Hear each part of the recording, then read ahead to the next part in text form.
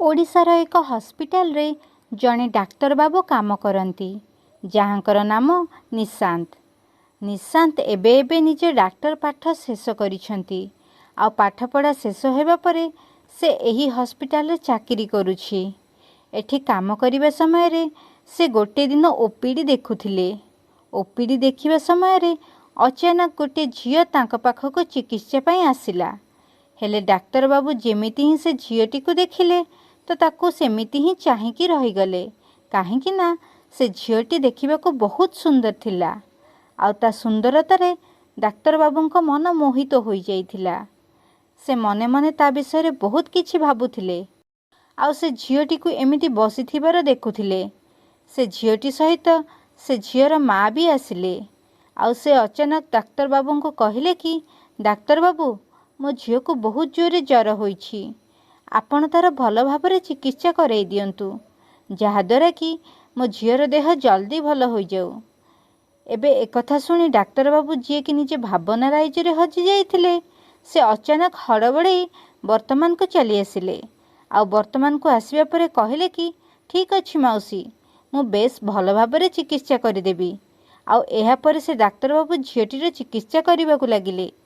Doctor बाबू तापई औषध लिखि देइथिले आउ किछि टेस्ट करबा पई कहि देइथिले। आ कहिथिले जे मौसी ए औषध झियो को खुआई देबो।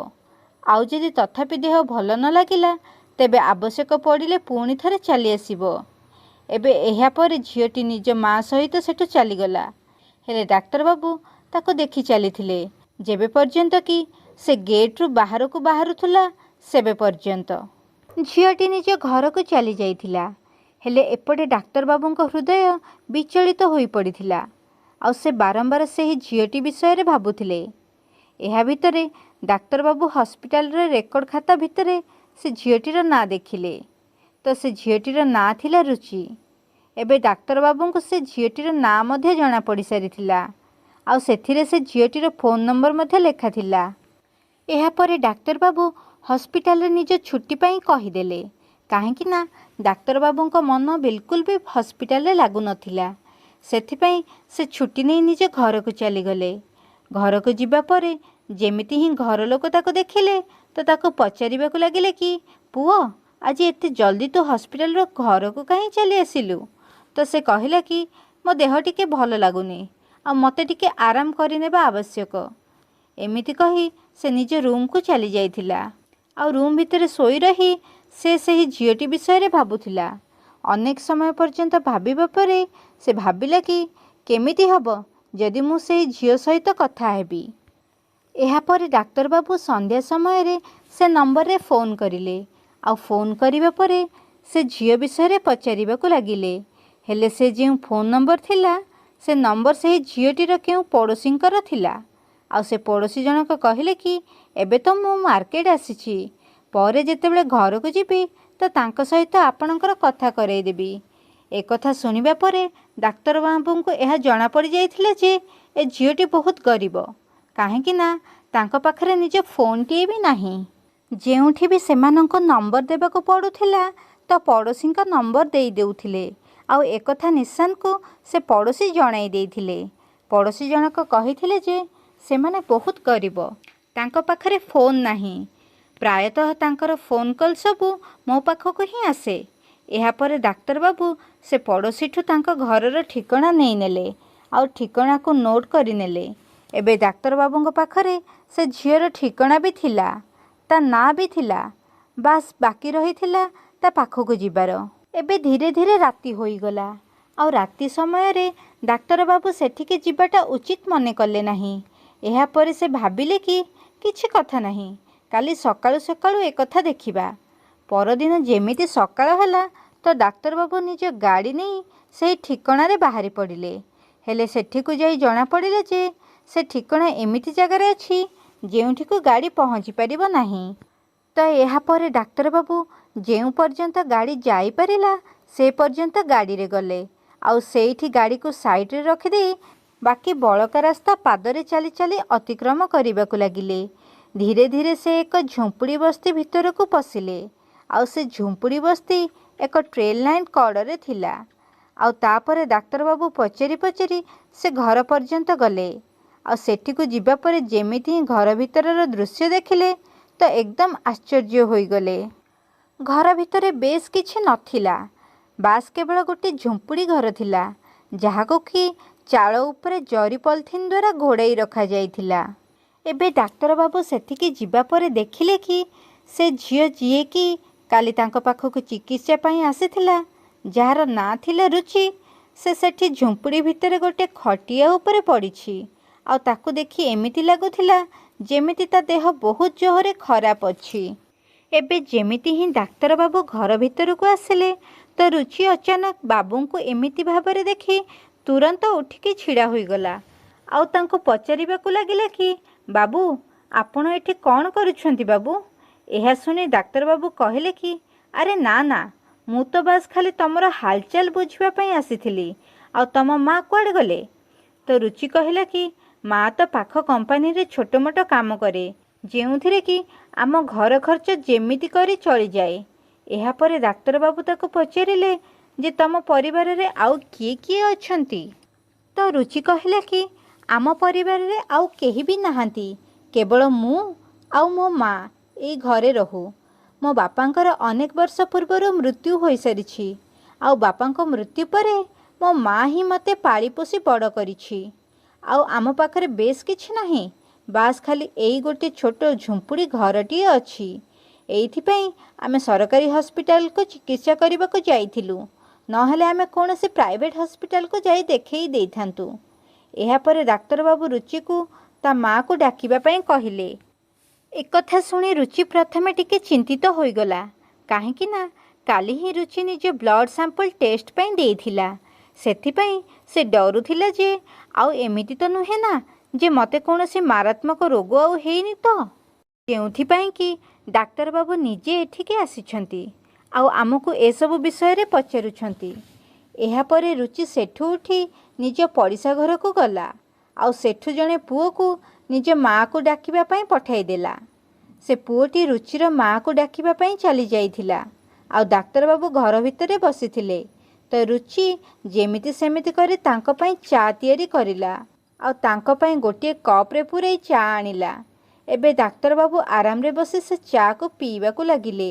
ଆଉ ରୁଚି ତାଙ୍କ ସାମ୍ନାରେ ସେ ଖଟିଆ ଉପରେ ବସି ଯାଇଥିଲା, ଯେଉଁ ଖଟିଆରେ ସେ ଆରାମ କରୁଥିଲା।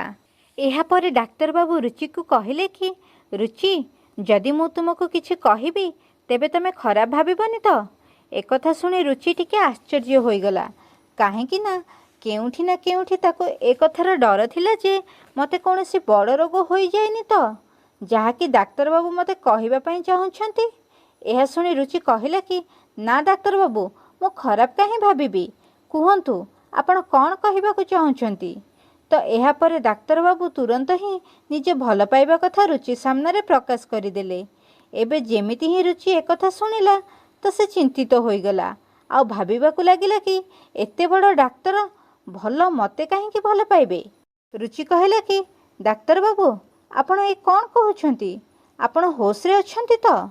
ହେଲେ ଡାକ୍ତର ବାବୁ କହିଲେ କି ରୁଚି, ମୁଁ ଯେବେଠୁ ତୁମକୁ ଦେଖିଛି ସେବେଠୁ ମୁଁ କେବଳ ତୁମ ବିଷୟରେ ହିଁ ଭାବୁଛି ଆଉ ତୁମ ବିଷୟରେ ହିଁ ସବୁ ଖବର ତମର ପଡ଼ୋଶୀଙ୍କ ପାଖରୁ ନେଇସାରିଛି, ଯାହାର ନମ୍ବର କି ତମେ ହସ୍ପିଟାଲରେ ଦେଇଥିଲ। ଏବେ ଏକଥା ଶୁଣିବା ପରେ ରୁଚି ଟିକେ ଚିନ୍ତିତ ହୋଇଗଲା ଆଉ କିଛି ଭାବିବାକୁ ଲାଗିଲା ଆଉ କହିଲା କି ଡାକ୍ତର ବାବୁ, ଆପଣ କେଉଁଠି ଆଉ ମୁଁ କେଉଁଠି? ଆମ ଦୁଇ ଜଣଙ୍କର ମିଳନ ସମ୍ଭବ ନୁହେଁ। ଆମେ ଦୁଇ ଜଣ ଏମିତି ପରସ୍ପର ସହିତ ରହିପାରିବା ନାହିଁ। ଆଉ ଆମର ଏ ସମ୍ପର୍କକୁ ଲୋକମାନେ ବିଭିନ୍ନ କଥା କହି ବଦନାମ କରିବେ, ତ ଏମିତି ହୋଇପାରିବ ନାହିଁ। ତ ଡାକ୍ତର ବାବୁ କହିଲେ କି ରୁଚି, ତମେ ଏ ଦୁନିଆ ବିଷୟରେ କିଛି ବି ଭାବ ନାହିଁ। ମୋ ଯୋଗ୍ୟତା ବିଷୟରେ କିମ୍ବା ମୋ ପୋଜିସନ୍ ବିଷୟରେ ଚିନ୍ତା କର ନାହିଁ। ତମେ ମୋତେ କେବଳ ଏହା କୁହ ଯେ ତମେ ମୋତେ ଭଲ ପାଉଛ କି ନାହିଁ। ଯଦି ତୁମକୁ ଏକଥା ପାଇଁ ସମୟ ଦରକାର ତେବେ ମୁଁ ତୁମକୁ ସମୟ ଦେଇଦେବି। କାଲି ତୁମକୁ ପୁଣି ଥରେ ହସ୍ପିଟାଲକୁ ଆସିବାକୁ ପଡ଼ିବ, ତ କାଲି ତମେ ମୋତେ ନିଜ ଉତ୍ତର ଜଣାଇପାରିବ। ଏହାପରେ ଡାକ୍ତର ବାବୁ ରୁଚିକୁ ସମୟ ଦେଲେ ଆଉ ସମୟ ଦେବା ପରେ ସେ ସେଠୁ ଚାଲିଗଲେ। ସେହି ସମୟ ଭିତରେ ରୁଚିର ମା ବି କମ୍ପାନୀରୁ ଫେରି ଆସିଥିଲେ, କାହିଁକି ନା ରୁଚି ଯେଉଁ ପୁଅକୁ ତା ମାଆକୁ ଡାକିବା ପାଇଁ ପଠାଇଥିଲା से ता माँ को डाकी नहीं आसीथिला। ଆଉ ତା ମା ଘରକୁ ଆସିବା ପରେ ପଚାରିବାକୁ ଲାଗିଲେ ଯେ ଡାକ୍ତର ବାବୁ କୁଆଡ଼େ ଗଲେ, ଆଉ ସେ କ'ଣ କହୁଥିଲେ। ଏହାପରେ ରୁଚି ସମ୍ପୂର୍ଣ୍ଣ ଘଟଣା ତା ମାଆକୁ କହିଲା। ଏକଥା ଶୁଣିବା ପରେ ତା ମାଆ ବି ବହୁତ ଆଶ୍ଚର୍ଯ୍ୟ ହୋଇଗଲେ, କାହିଁକି ନା ତାଙ୍କ ପାଖରେ କିଛି ଖାସ୍ ଟଙ୍କା ପଇସା ନଥିଲା। ଆଉ ଡାକ୍ତର ବାବୁ ତାଙ୍କ ଝିଅକୁ ବାହା ହେବା ପାଇଁ କହୁଥିଲେ। ସେଥିପାଇଁ ଏକଥାକୁ ନେଇ ସେ ଚିନ୍ତିତ ବି ହୋଇଗଲେ। ତଥାପି ବି ମା ଝିଅ ଦୁଇଜଣ ମିଶି ସାରା ରାତି ଏକଥାକୁ ଭାବିଲେ। ଆଉ ଭାବିବା ପରେ ଶେଷରେ ସେମାନେ ନିଷ୍ପତ୍ତି ନେଇନେଲେ। ପରଦିନ ସକାଳ ହେଲା, ଆଉ ତା ପରଦିନ ସକାଳୁ ସକାଳୁ ରୁଚିର ମା ରୁଚିକୁ ନେଇ ସେ ହସ୍ପିଟାଲରେ ପହଞ୍ଚିଗଲେ। ସେଠି ଡାକ୍ତର ନିଶାନ୍ତ ଏବେ ପର୍ଯ୍ୟନ୍ତ ବି ରୁଚିର ଅପେକ୍ଷା କରିଥିଲେ ଯେ କେତେବେଳେ ରୁଚି ଆସିବ ଆଉ କେତେବେଳେ ତା କଥାର ଉତ୍ତର ଦେବ। କିଛି ସମୟ ପରେ ରୁଚି ସେଠି ପହଞ୍ଚିଲା। ସେଠି ପହଞ୍ଚିବା ପରେ ମା ଝିଅ ଦୁଇଜଣ କ୍ୟାବିନ୍ ଭିତରେ ଥିଲେ। ତ ରୁଚିର ମା ଡାକ୍ତରବାବୁଙ୍କୁ କହିଲା କି ଦେଖନ୍ତୁ ଡାକ୍ତରବାବୁ, ଆପଣ ବହୁତ ବଡ଼ ଲୋକ ଆଉ ଆମେ ବହୁତ ଗରିବ ଲୋକ। ତଥାପି ବି ଯଦି ଆପଣ ମୋ ଝିଅକୁ ବାହା ହେବାକୁ ଚାହୁଁଛନ୍ତି, ତେବେ ଆପଣ ନିଜ ବାପାଙ୍କୁ ସାଥିରେ ନେଇ ଆମ ଘରକୁ ପ୍ରସ୍ତାବ ନେଇ ଆସନ୍ତୁ। ତାପରେ ଯାଇ ଆପଣଙ୍କର ମୋ ଝିଅ ସହିତ ବାହାଘର ହୋଇପାରିବ। ଏବେ ଧୀରେ ଧୀରେ ସନ୍ଧ୍ୟା ହେଲା, ଆଉ ସନ୍ଧ୍ୟା ହେବା ପରେ ଡାକ୍ତରବାବୁ ନିଜ ଘରକୁ ଆସିଲେ। ଘରକୁ ଆସିବା ପରେ ଡାକ୍ତରବାବୁ ନିଜ ବାପା ମାଆଙ୍କ ସହିତ ଏ ବିଷୟରେ କଥା ହେବାକୁ ଲାଗିଲେ।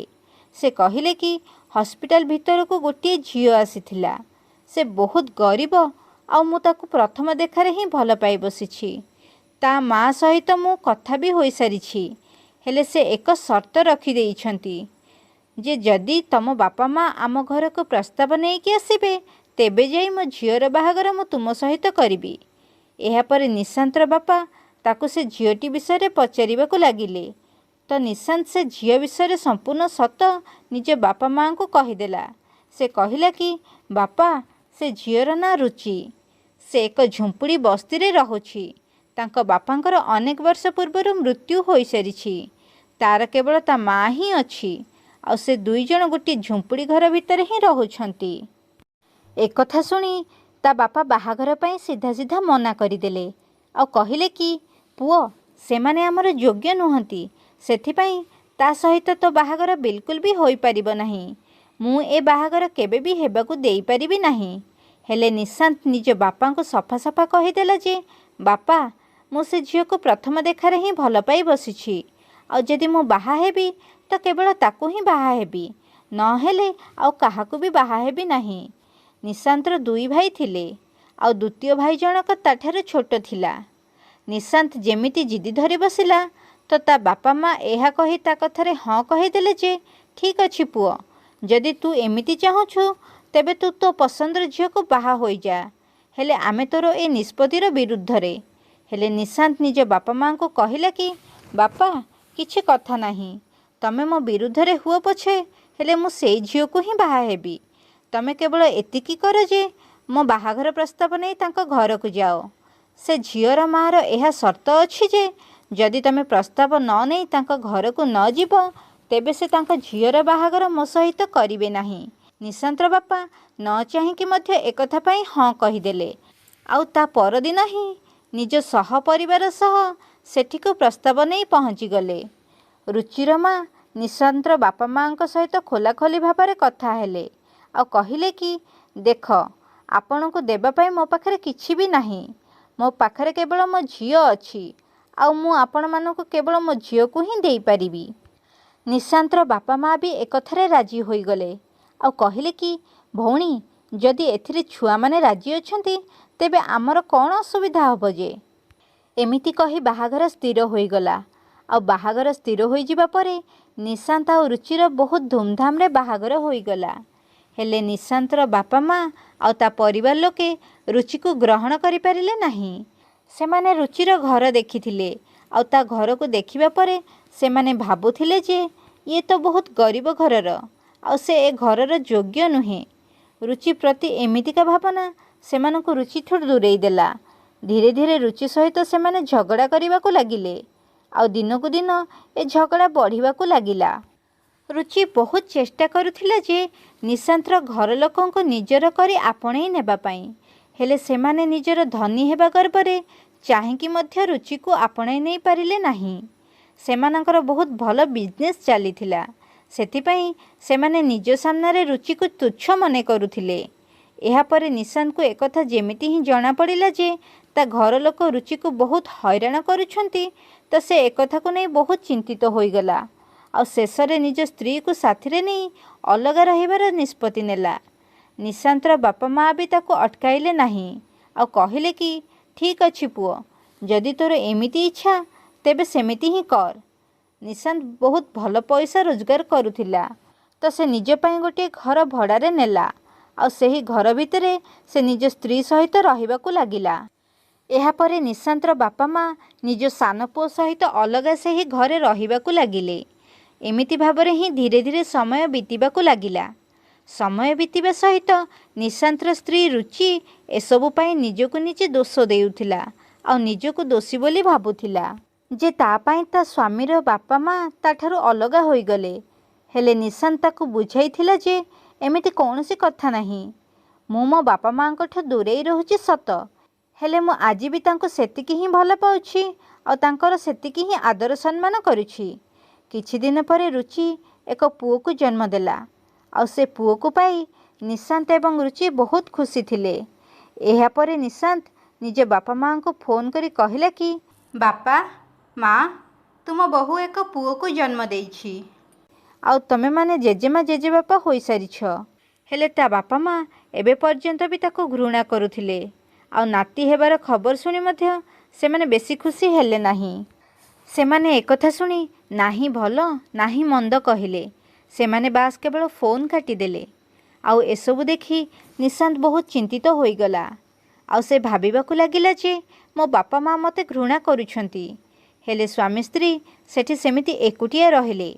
ଏହାପରେ ନିଶାନ୍ତର ସାନ ଭାଇର ବାହାଘର ପାଇଁ ତା ବାପା ମା' ଝିଅ ଖୋଜିବା ଆରମ୍ଭ କରିଦେଲେ ଆଉ ଝିଅ ଖୋଜିବା ପରେ ତାର ବହୁତ ଧୁମଧାମରେ ବାହାଘର କରାଇଦେଲେ। ହେଲେ ନିଜ ସାନ ପୁଅର ବାହାଘରରେ ନାହିଁ ନିଶାନ୍ତକୁ ଡାକିଥିଲେ, ନାହିଁ ତା ପରିବାରକୁ ଡାକିଥିଲେ ଆଉ ନାହିଁ ତାକୁ ଜଣାଇବାକୁ ଦେଇଥିଲେ ଯେ ତାଙ୍କ ସାନ ପୁଅର ବାହାଘର ହୋଇସାରିଛି ବୋଲି। ଧୀରେ ଧୀରେ ସମୟ ବିତି ଚାଲିଲା ଆଉ ସମୟ ବିତିବା ସହିତ ତାଙ୍କ ସାନ ବୋହୂ ନିଶାନ୍ତର ବାପା ମା'ଙ୍କର ବଞ୍ଚିବାଟା କଷ୍ଟକର କରିଦେଲା। ସେ ଘର ଭିତରକୁ ଯେମିତି ହିଁ ଆସିଲା ତ ତାଣ୍ଡବ ମଚାଇଦେଲା। ନାହିଁ ନିଜ ଶାଶୁ ଶ୍ୱଶୁରଙ୍କର ସେବା ଯତ୍ନ କରୁଥିଲା, ନାହିଁ ତାଙ୍କର କୌଣସି କଥା ମାନୁଥିଲା। ଏପଟେ ନିଶାନ୍ତର ସାନ ଭାଇ ସବୁବେଳେ ନିଜ ସ୍ତ୍ରୀ ସପକ୍ଷରେ ରହୁଥିଲା ଆଉ ସବୁବେଳେ ନିଜ ବାପା ମା'ଙ୍କୁ ଓଲଟ ସିଧା କହୁଥିଲା। କାହିଁକି ନା ସେ ଜାଣିଥିଲା ଯେ ଏବେ ତାଙ୍କର ତା ବିନା ଅନ୍ୟ କୌଣସି ସାହାରା ନାହିଁ। ସେଥିପାଇଁ ସେ ଏକଥାର ଭରପୁର ଫାଇଦା ଉଠାଉଥିଲା ଆଉ ନିଜ ବାପା ମା'ଙ୍କୁ ହଇରାଣ କରୁଥିଲା। ଏପଟେ ନିଶାନ୍ତ ଯେଉଁ ହସ୍ପିଟାଲରେ କାମ କରୁଥିଲା ସେଠିକୁ ତାର ଜଣେ ପଡ଼ୋଶୀ ବି ଆସିଥିଲା, ଯାହାକୁ ଜଣାଥିଲା ଯେ ନିଶାନ୍ତ ସେମାନଙ୍କର ପୁଅ। ସେଠିକି ଯାଇ ନିଶାନ୍ତର ପଡ଼ୋଶୀ ନିଶାନ୍ତକୁ ସବୁ ସତ କଥା କହିଦେଲା। ସେ କହିଲା କି ତୋ ବାପା ମା' ନିଜ ସାନ ପୁଅର ବାହାଘର କରାଇ ଦେଇଥିଲେ, ହେଲେ ଯେବେଠାରୁ ତୋ ସାନ ଭାଇର ସ୍ତ୍ରୀ ଘରକୁ ଆସିଛି ସେବେଠୁ ସେ ଘରେ ତାଣ୍ଡବ କରୁଛି। ସେମାନେ ତୋ ବାପା ମା'ଙ୍କୁ ବହୁତ ଅପମାନିତ କରୁଛନ୍ତି ଆଉ ତାଙ୍କୁ ଭଲରେ ଗୁଣ୍ଡେ ଖାଇବାକୁ ମଧ୍ୟ ଦେଉନାହାନ୍ତି। ଏକଥା ଶୁଣି ନିଶାନ୍ତ ବହୁତ ଚିନ୍ତିତ ହୋଇଗଲା ଆଉ ନିଜ ବାପା ମା'ଙ୍କ ବିଷୟରେ ଆହୁରି ଅନେକ କଥା ପଚାରିବାକୁ ଲାଗିଲା। ଏସବୁ ଶୁଣିବା ପରେ ନିଶାନ୍ତ ସବୁକିଛି ବୁଝିସାରିଥିଲା ଆଉ ତାପରେ ସେ ସନ୍ଧ୍ୟାରେ ନିଜ ଘରକୁ ଗଲା। ଘରକୁ ଯିବା ପରେ ନିଶାନ୍ତ ସେସବୁ କଥା ନିଜ ସ୍ତ୍ରୀକୁ କହିଲା ଆଉ କହିଲା କି ମୁଁ ମୋ ବାପା ମା'ଙ୍କ ପାଇଁ କିଛି କରିବାକୁ ଚାହୁଁଛି। ତ ଏହାପରେ ତା ସ୍ତ୍ରୀ ତାକୁ ସାହାରା ଦେଲା ଆଉ କହିଲା କି ଯଦି ଏମିତି କଥା ତେବେ ଚାଲ ଆମେ ଏବେ ହିଁ ଯିବା ଆଉ ବାପା ମା'ଙ୍କୁ ଆମ ସହିତ ନେଇ ଆସିବା। ଏହାପରେ ନିଶାନ୍ତ ନିଜ ସ୍ତ୍ରୀ ସହିତ ନିଜେ ଗାଡ଼ିରେ ବସିଲା ଆଉ ସିଧା ଯାଇ ନିଜ ସାନ ଭାଇର ଘରେ ପହଞ୍ଚିଗଲା, ଯେଉଁଠିକି ତା ବାପା ମା' ରହୁଥିଲେ। ସେଠିକୁ ଯିବା ପରେ ସେ ନିଜ ବାପା ମା'ଙ୍କ ସହିତ କଥା ହେଲା ଆଉ କଥା ହେବା ପରେ କହିଲା କି ବାପା ମା', ଯଦି ତୁମେମାନେ କୌଣସି ସମସ୍ୟାରେ ଥିଲ ତ ତମେ ମୋତେ କହିପାରିଥାନ୍ତ। ନିଶାନ୍ତର ବାପା ମା' ପ୍ରଥମେ ତ ଏସବୁ କଥାକୁ ଲୁଚାଇବା ପାଇଁ ଚେଷ୍ଟା କରିଲେ, ହେଲେ ନିଶାନ୍ତ ଯେମିତି ହିଁ କହିଲେ କି ବାପା, ତମକୁ ମୋ ଠାରୁ କିଛି ଲୁଚାଇବାର ଆବଶ୍ୟକତା ନାହିଁ। ତମମାନଙ୍କ ସହିତ ଯାହା ବି ହେଉଛି ମୋତେ ପୂର୍ବରୁ ହିଁ ସବୁକିଛି ଜଣାଅଛି। ତ ଏକଥା ଶୁଣି ନିଶାନ୍ତର ବାପା ମା' ଜୋର ଜୋରରେ କାନ୍ଦିବାକୁ ଲାଗିଲେ ଆଉ ନିଜ ପୁଅକୁ କୁଣ୍ଢେଇ ଧରିଲେ। ଏହାପରେ ନିଶାନ୍ତ ସେମାନଙ୍କୁ ଶାନ୍ତ କରିଲା ଆଉ ତାପରେ ପଚାରିଲା ଯେ ବାପା ମା, ଯଦି ଏମିତି କଥା ଥିଲା ତେବେ ତୁମେମାନେ ମୋତେ ଥରୁଟିଏ ଫୋନ୍ କରିଦେଇଥାନ୍ତ। ଏହା ଶୁଣି ତା ବାପା ମା କହିବାକୁ ଲାଗିଲେ ଯେ ପୁଅ, ଆମକୁ କ୍ଷମା କରିଦେ। ଆମେ ପୂର୍ବରୁ ହିଁ ତୋ ସହିତ ସବୁ ସମ୍ପର୍କ କାଟି ଦେଇଥିଲୁ। ସେଥିପାଇଁ ଆମେ ଭାବିଲୁ ଯେ ଯଦି ଆମେ ତତେ ଫୋନ୍ କରିବୁ ତ ବୋଧହୁଏ ତୁ ଆମର ସାହାଯ୍ୟ କରିବା ବଦଳରେ ଓଲଟି ଆମର ମଜାକ ଉଡ଼ାଇବୁ। ଏବେ ekଥା ଶୁଣି ନିଶାନ୍ତର ଆଖିରେ ଲୁହ ଆସିଯାଇଥିଲା। ହେଲେ ଠିକ୍ ସେତିକିବେଳେ ନିଶାନ୍ତର ସ୍ତ୍ରୀ ରୁଚି ନିଜ ଶାଶୁ ଶ୍ୱଶୁରଙ୍କ ପାଖକୁ ଗଲା ଆଉ ତାଙ୍କୁ କହିଲା କି ବାପା ମା, ଯଦି ଆପଣଙ୍କ ସାନ ପୁଅ ଆପଣମାନଙ୍କୁ ହଇରାଣ କରୁଛନ୍ତି ତେବେ ଆପଣ ନିଜ ବଡ଼ ପୁଅଙ୍କ ସହିତ ମଧ୍ୟ ରହିପାରିବେ ଆଉ ତାହା ବି ଆପଣଙ୍କର ହିଁ ଘର। ଯଦି ଆପଣ ନିଜ ପୁଅକୁ ପାଳିପୋଷି ବଡ଼ କରିନଥାନ୍ତେ ତେବେ ମୁଁ ଆପଣଙ୍କ ପୁଅକୁ କେମିତି ବାହା ହୋଇଥାନ୍ତି ଆଉ ନାହିଁ ଆପଣ ତାଙ୍କୁ ଘୃଣା କରିଥାନ୍ତେ। ekଥା ଶୁଣି ନିଶାନ୍ତର ବାପା ମା ଜୋର ଜୋରରେ କାନ୍ଦିବାକୁ ଲାଗିଲେ ଆଉ ନିଜର ବଡ଼ ବୋହୂ ରୁଚିକୁ କୁଣ୍ଢେଇ ଧରିଲେ ଆଉ କହିଲେ କି ବୋହୂ, ତୁ ଆମକୁ କ୍ଷମା କରିଦେ। ଆମେ ତତେ ଗରିବ ଭାବିଲୁ ଆଉ ସେଥିପାଇଁ ତତେ ଘୃଣା କରିବାକୁ ଲାଗିଲୁ। ନହେଲେ ଏମିତି କିଛି ବି ହୋଇନଥାନ୍ତା। ତୋ ସହିତ ଯାହା ବି ହୋଇଛି ସେଥିରେ ସବୁ ଭୁଲ ଆମର। ଏହାପରେ ରୁଚି କହିଲା କି ବାପା ମା, ବଡ଼ମାନଙ୍କ ଦ୍ୱାରା ଭୁଲ ହୋଇନଥାଏ। ସେମାନେ ତ ଆମକୁ ଉଚିତ ଶିକ୍ଷା ଦେଇଥାନ୍ତି। ଯଦି ଆପଣ ମୋ ସହିତ ଏମିତି କରିନଥାନ୍ତେ ତ ବୋଧହୁଏ ଆଜି ପୁଣି ଥରେ ଆମ ପରିବାର ଭିତରେ ଏତେ ଗଭୀର ଭଲ ପାଇବା ସୃଷ୍ଟି ହୋଇପାରିନଥାନ୍ତା। ଏମିତି କହି ନିଶାନ୍ତ ନିଜ ବାପା ମାଙ୍କୁ ନିଜ ସହିତ ଗାଡ଼ିରେ ବସାଇଲା ଆଉ ସେଠୁ ଯିବାକୁ ଲାଗିଲା। ନିଶାନ୍ତ ନିଜ ବାପା ମାଙ୍କୁ ଗାଡ଼ିରେ ବସାଇ ଦେଲା ଆଉ ସେ ଘରର ତାଲା ପକାଇ ଚାବି ନିଜ ପଡ଼ୋଶୀ ଘରେ ଦେଇ ଦେଇଥିଲା ଆଉ କହିଥିଲା ଯେ ଯେତେବେଳେ ମୋ ସାନ ଭାଇ ଆଉ ତା ସ୍ତ୍ରୀ ଆସିବେ ତ ତାଙ୍କୁ ଏ ଚାବି ଦେଇଦେବ।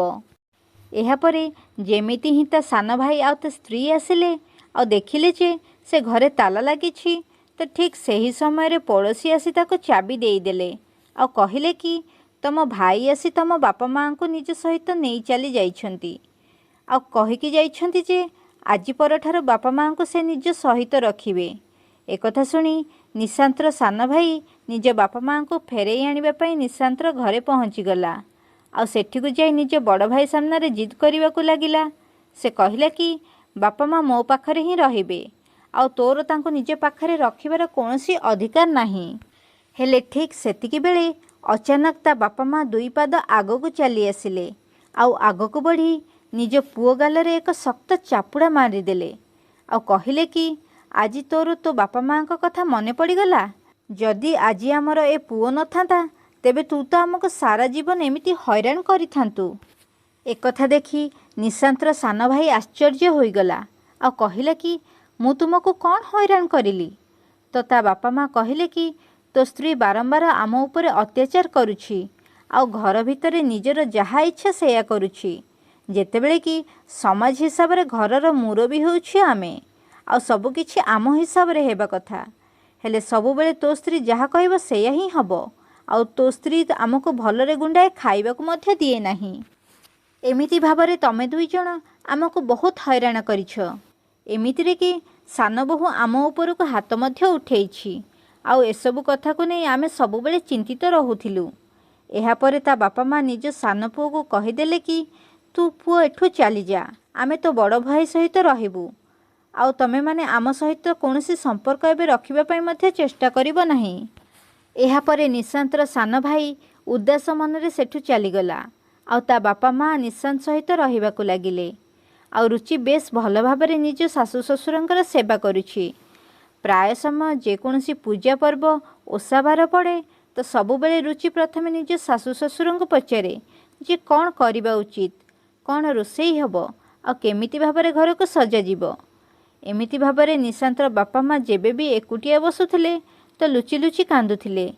ସେମାନେ ଭାବୁଥିଲେ ଯେ ଆମ ଝିଅ ଭଳି ବଡ଼ ବୋହୂ ସହିତ ଆମେ କେତେ ଅନ୍ୟାୟ କରିଛେ, ହେଲେ ତାକୁ ଟିକିଏ ହେଲେ ବି ekଥାର ଦୁଃଖ ନାହିଁ ଯେ ତା ଶାଶୁ ଶ୍ୱଶୁର ତା ସହିତ ଏମିତି କରିଛନ୍ତି ବୋଲି। ଏତେ ସବୁ ପରେ ମଧ୍ୟ ସେ ଆମର ନିଜ ହୃଦୟରୁ ଆଦର ସମ୍ମାନ କରୁଛି ଆଉ ଆମର ସେବା ଯତ୍ନ କରୁଛି। ଏହାପରେ ଗୋଟେ ଦିନ ଅଚାନକ ନିଶାନ୍ତର ବାପା ମା ପ୍ରାଚୀର ବାପା ଘରକୁ ଗଲେ ଆଉ ପ୍ରାଚୀର ମାଆକୁ ନିଜ ସହିତ ନିଶାନ୍ତର ଘରକୁ ନେଇ ଆସିଲେ आउ से घरे समस्ते सांग होई हस खुशी रहिबाकु लागिले। तो यह थिला कहानी जने डाक्तर बाबूंकर, जे कि निज रोगी को ही भल पाई बसिले आउ ताको बाहा होई गले। आउ बाहाघर पर सेमानकु बहुत किछि सहिबाकु पड़िला। श्रोता बंधु माने, आपण माने रुचि एवं निशांत विषय रे कौन कहिबा पई चाहुछंती? ए कहानी विषय रे आपण माने जहाँ भी कहिबाकु चाहुछंती, आपणक मतामत कमेंट बॉक्स रे कमेंट करी जणाई परिबे। मो सहित आपणक मतामत शेयर करि परिबे। ए कहानी को सुनैबार उद्देश्य आपणको हैरान करिबा बिल्कुल भी नुहे। ए कहानी मु एथिपई सुणाउछि जे जहाद्वारा कि आपण माने ए कहानी रु किछि ना किछि शिखि पारिबे आउ निज जीवन रे से जिनिस को प्रयोग करि पारंतु। श्रोता बंधु माने, जदि आजिर एही कहानीटी आपणको टिके हेले भी भल लागिछि, तेबे भिडियोटी को लाइक, शेयर और चैनल को सब्सक्राइब करने को बिल्कुल मध्य भूलंतु नहीं। तेबे आजि पई रहुछि, पुणी देखा हेब आउ एक सुंदर कहानी सहित आउ एक नुआ भिडियो रे।